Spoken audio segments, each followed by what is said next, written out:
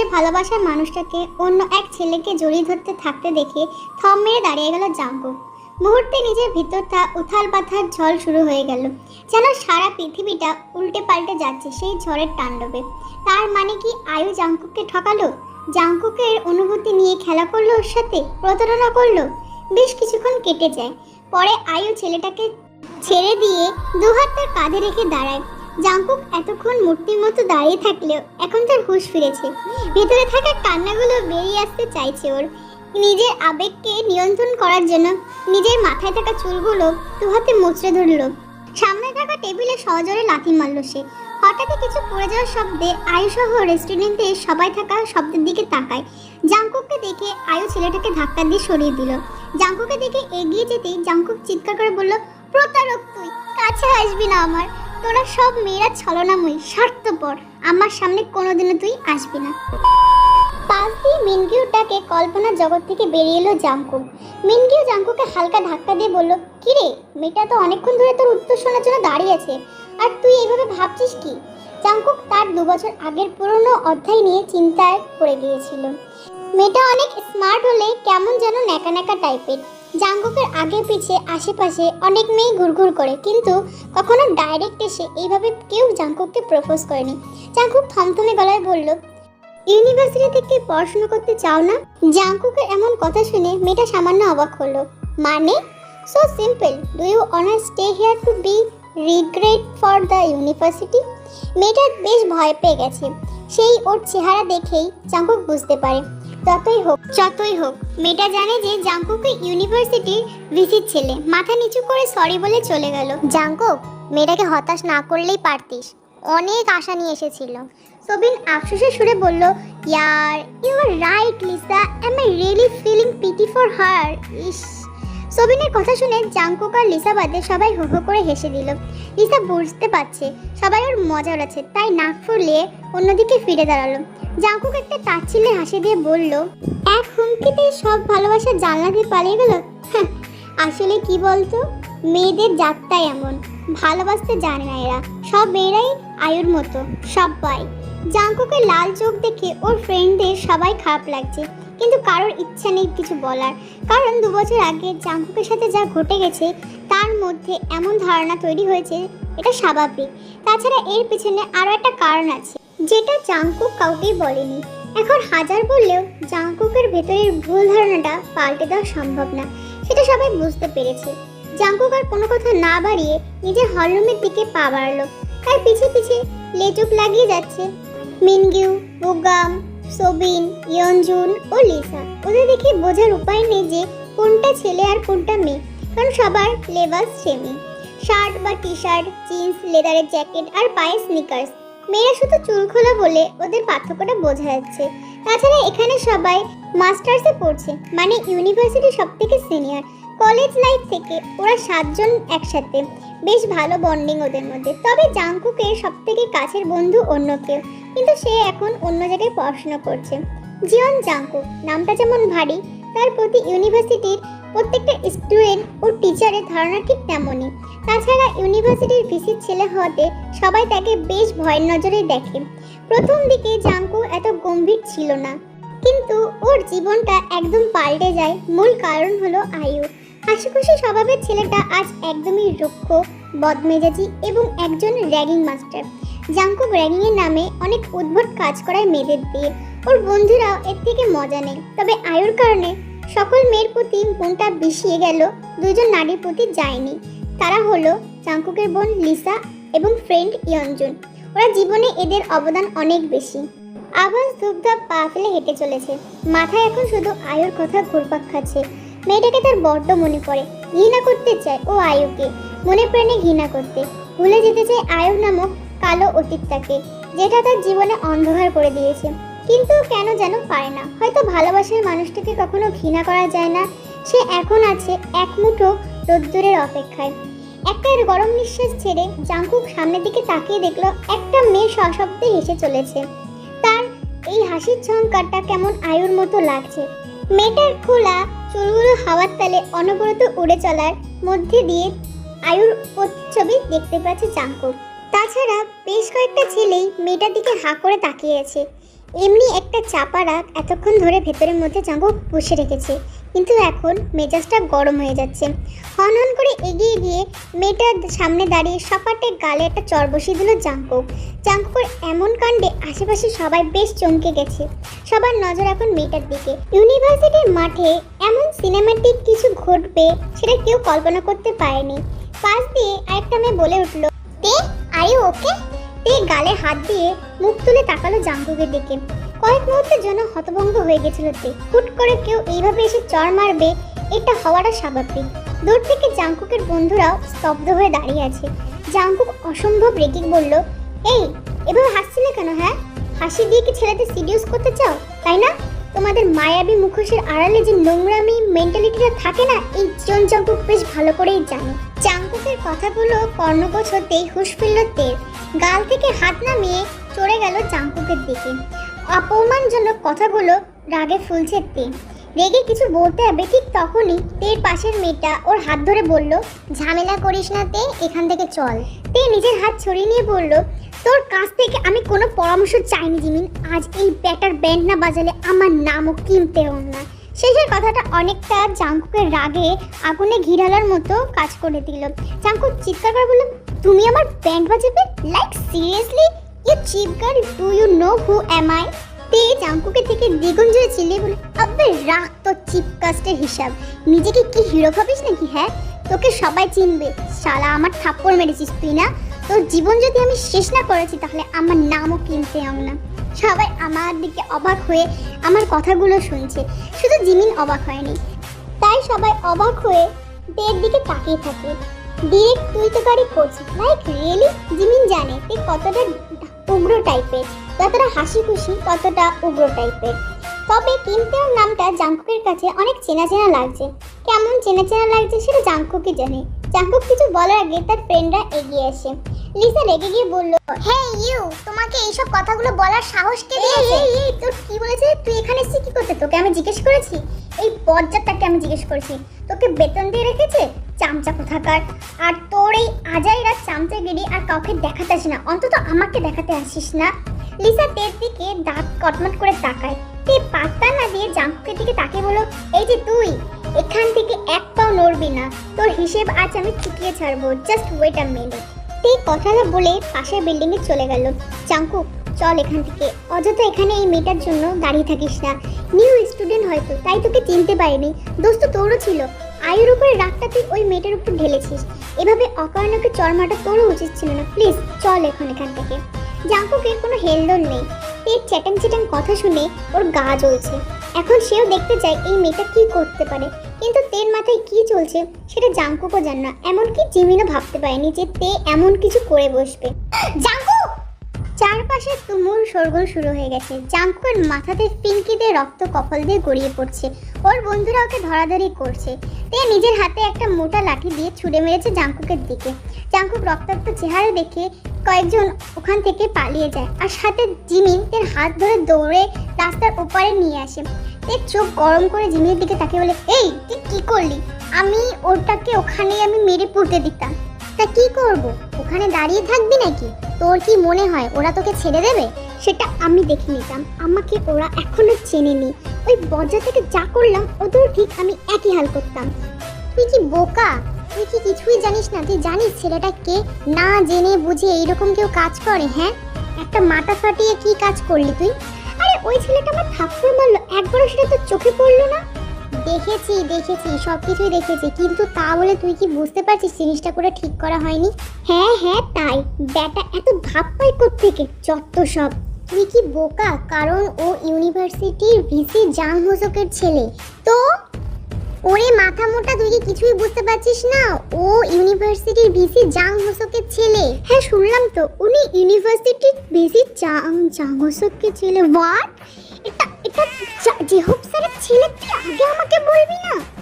আমার কথায় তো কখনো পাত্তা দিস না তুই। সবসময় উল্টো পাল্টা কাজ করে আবার পরে আফসোস করতে আসিস।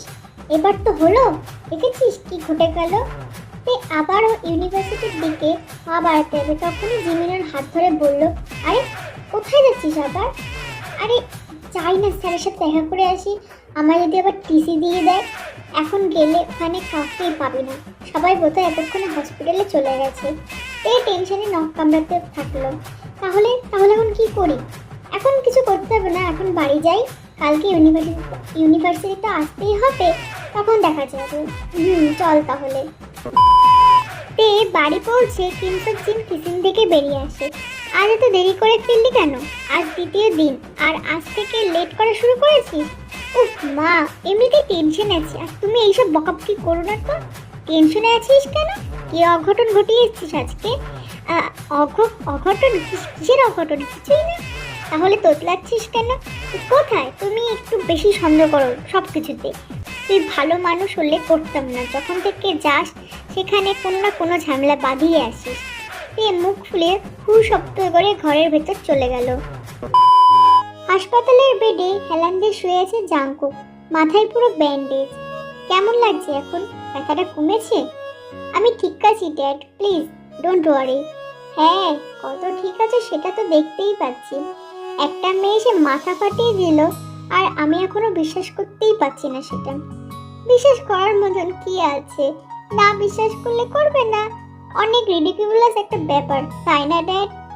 Are you smiling like really, নাকি আমি স্বপ্ন দেখছি? No dad, you are not dreaming. আমার কেন হাসি পাচ্ছিল আমি জানি না। যে হোক, কিছুক্ষণ চুপ করে থেকে জাংকুকের গতিবিধি বোঝার চেষ্টা করছে।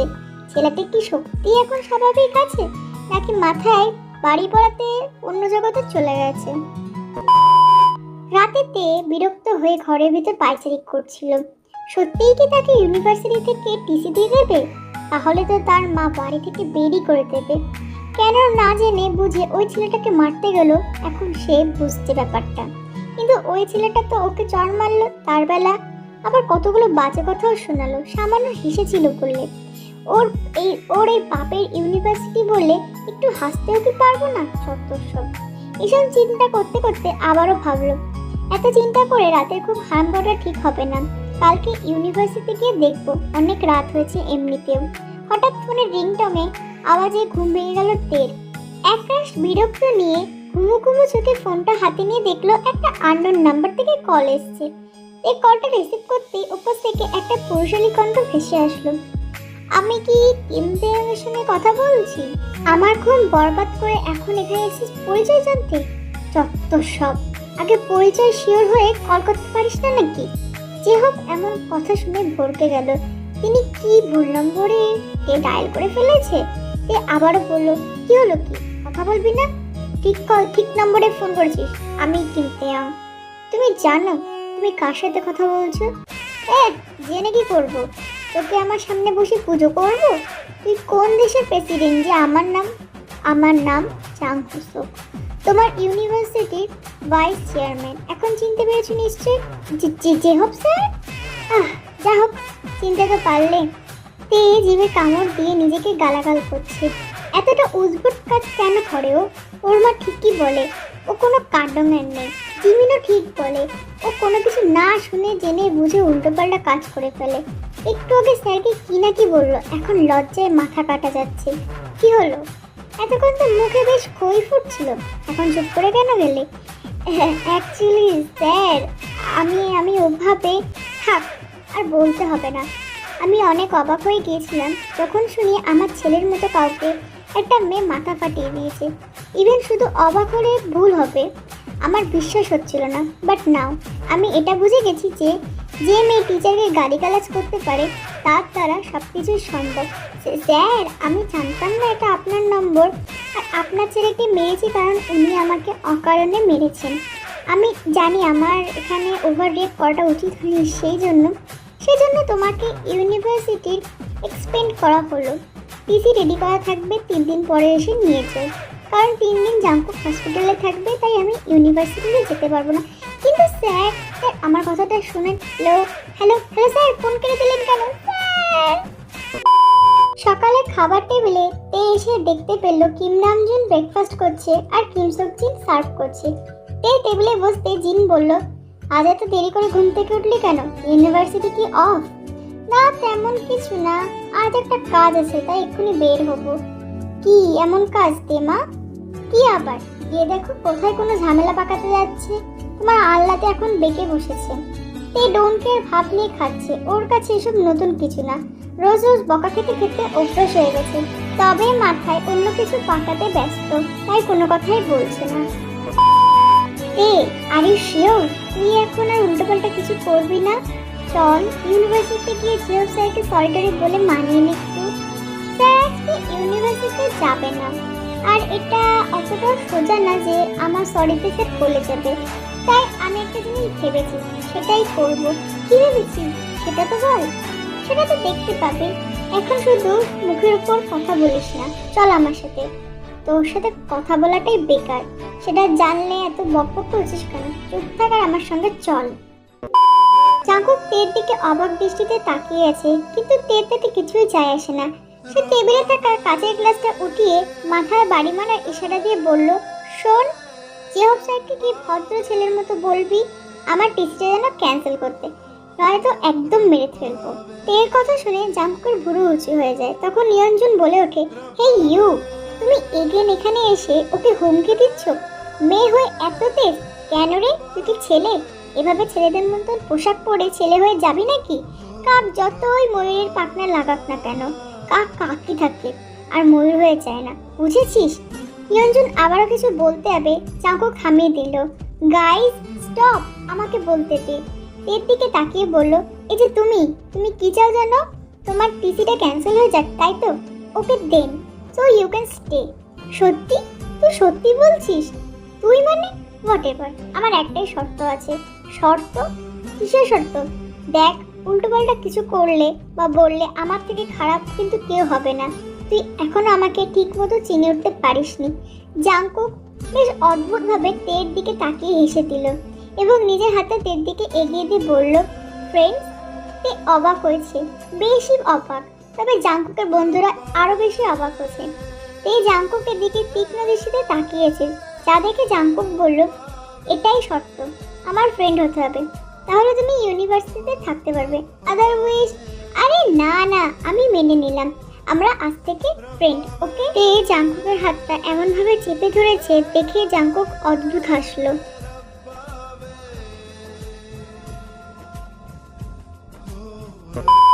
কেটে গেছে 5টা বছরেরও বেশি সময়। জাঙ্কুকের পড়াশুনো আগেই শেষ হয়ে গেছে। সে এখন নিজের কেরিয়ার নিয়ে ব্যস্ত।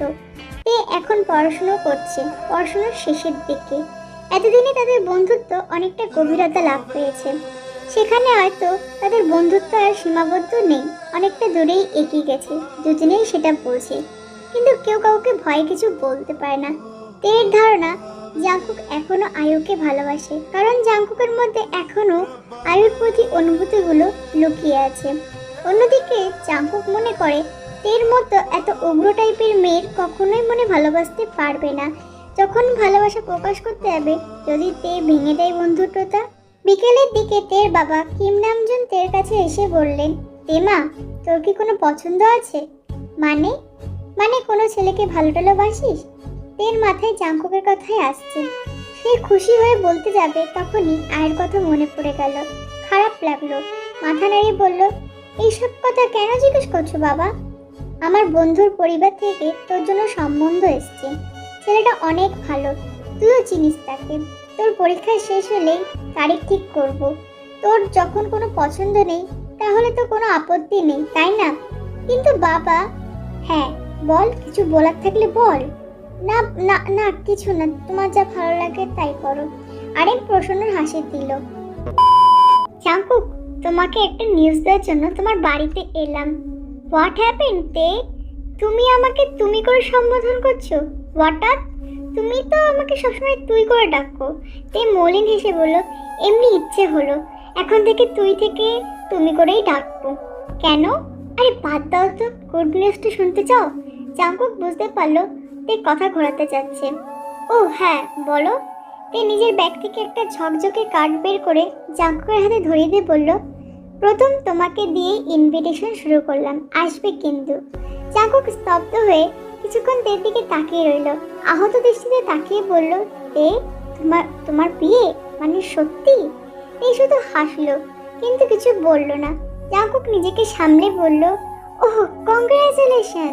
তে কান্না আটকাতে না পেরে কটকট পায়ে সেখান থেকে চলে গেল।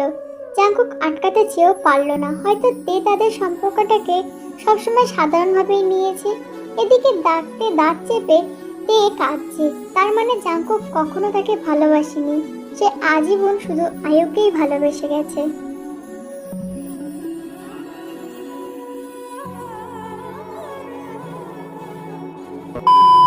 আজ তের বিয়ে। জাংকুকের যাওয়ার কথা থাকলেও মন থেকে সাহস পাচ্ছে না। 8 বছর আগে আয়ুকে দেখেছিল অন্য একটা ছেলের সাথে। আজ আবারও একই দৃশ্য দেখতে হবে। তেকে প্রথম দেখেই জাংকুক বুঝেছিল সব মেয়ে এক হয় না।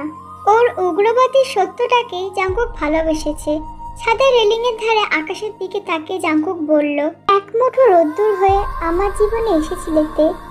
আলোয় ভরিয়ে দিয়েছিল আমার জীবনটাকে, আবার অন্ধকার করে চলে যাচ্ছ। আয়ুর পর আবার কাউকে ভালোবাসতে পারবো আমি এটা কোনোদিনও ভাবতে পারিনি, কিন্তু আমার সব ভাবনা ভুল প্রমাণিত করেছো তুমি। আমাকে শক্ত একজন মানুষে পরিণত করেছো। আয়ু চলে যাওয়ার পর আমি ভেঙে পড়েছিলাম, কিন্তু তুমি চলে যাওয়ার পর ভেতরটা ক্ষতবিক্ষত হয়ে যাচ্ছে। কিন্তু আমি শক্ত, তুমি শিখিয়েছো আমাকে শক্ত হতে। ভালোবাসি প্রিয়। জাংকুক একটা তপ্ত নিঃশ্বাস ফেলতেই কানে একটা শব্দ বাড়ি খেলো। জাংকুক। জাংকুক চট করে পেছন ফিরে তাকাতে তার চোখ আটকে গেল। বধূ বেশি সেজে তে তার দিকেই তাকিয়ে আছে, কিন্তু বেশ কিছুক্ষণ তাকিয়ে থাকতে পারল না। তারপর চোখটা নামেই নিল। তে জাংকুকের দিকে এগিয়ে আসতে জাংকুক অস্পষ্ট সুরে বলল, তুমি এখানে এই অবস্থায়? ভাগ্যিস এলাম, নয়তো অনেক কথা অজানায় রয়ে যেত। জাংকুক কি বলবে ভেবে পাচ্ছে না। তে বলে উঠল, তোদের বাড়ির পাশে সাজতে এসেছিলাম, ভাবলাম তোর সাথে সবকিছু এসপার ওসপার করে তারপরেই যাব, কিন্তু দেখতে তুই যা শোনা শুনেছিস সব ভুলে যা। আর আজ তো তোর। তে কাঁদতে কাঁদতে বলল, কি হ্যাঁ হ্যাঁ, যাকে ভালোবাসি তাকে ছেড়ে অন্য কাউকে কিভাবে আমি বিয়ে করে ঠিক থাকবো? কিন্তু আমি তো জানতাম সে আয়ুকে ভালোবাসে। জাংকুক অবাক হয়ে বলল, মানে আমাকে বিয়ে করবি? জাংকুক আরো বেশি অবাক হলো। এতদিন একসাথে থেকেও এই মেয়েটার মন বুঝতে পারেনি। অধম কোথাকার বলে নিজেকে গালি দিচ্ছে, কিন্তু এখন যে পরিস্থিতি তৈরি হয়েছে সেখানে তার হাতে আর কিছুই নেই। আমি ইতিহাস পুনর্গঠন করতে পারবো না তে। বুঝতে না পেরে বলল, মানে আমার মা, তিনি আমার বাবা ও আমাদের ছেড়ে এক পুরুষের হাত ধরে চলে গিয়েছিলেন। এখন তোমাকে এই পরিস্থিতিতে বিয়ে করলে ব্যাপারটা অতীতের মতনই হয়ে যাবে। সেই জন্য প্লিজ তুমি এখান থেকে চলে যাও। তুমি যখন চাও না তখন আর কি করার, কিন্তু আমি কখনো অন্য কারোর সাথে সুখী হতে পারবো না, এটা আমি তোমাকে জানিয়ে দিলাম। বলেই পিছন করতে দেখে জাংকুক দাঁড়িয়ে আছে। তিনি এগিয়ে এসে তের মাথায় হাত বুলিয়ে দিয়ে জাংকুককে বলল, তোমার তাড়াতাড়ি নিচে চলো। তের বাবা মাকে আমি খবর দিয়েছি, তারা ওদিকে বরপক্ষকে বুঝিয়ে এখানে আসছেন। এখানে আসছেন মানে? মানে তোমার আর তের বিয়ে এখন। বাবা, তুমি সবটা জানো, তাও এইসব। তোমার মায়ের সাথে বর্তমান পরিস্থিতির তুলনা করো না জাংকুক। তোমার মা তো নিজের ছেলেকে ফেলে চলে গিয়েছিল, তাই সেটা অন্যায় ছিল, কিন্তু এখন তুই যেটা করছিস সেটা আরো বেশি অন্যায়। জানিস না, মন ভাঙা আর মন্দির ভাঙা সমান। আশা করি বুঝতে পেরেছিস। মেয়েটাকে নিয়ে নিচে আয়। বলেই জাংকুক নিচে চলে গেল। এই কাঁদো কাঁদো ফেস করে জাংকুকের দিকে এগিয়ে আসলো। এখনো বলবি চলে যেতে? এখনো তো সমস্যা আছে। এগিয়ে এসে দুষ্টুমি করে বলল জাংকুক, যদি বললি করবো না। সে আশেপাশে কিছু একটা খুঁজতে লাগলো। তাহলে আজকে তোর মাথা ফাটাবো শালা। আমাকে এখনো। জাংকুক তেকে আর কিছু বলতে না দিয়ে দুহাতে বুকের কাছে চেপে ধরলো। Thank you. এবার ভালোবাসি বল। ভালোবাসি। ভালোবাসি তোমায়, ভালোবাসি তোমায়, ভালোবাসি তোমায়, ভালোবাসি তোমায়।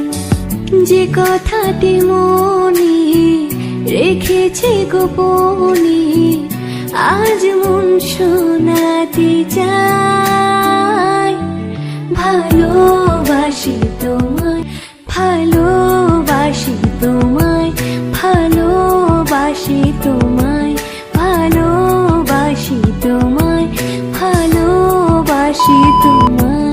ভালোবাসি তোমায়, ভালোবাসি তোমায়।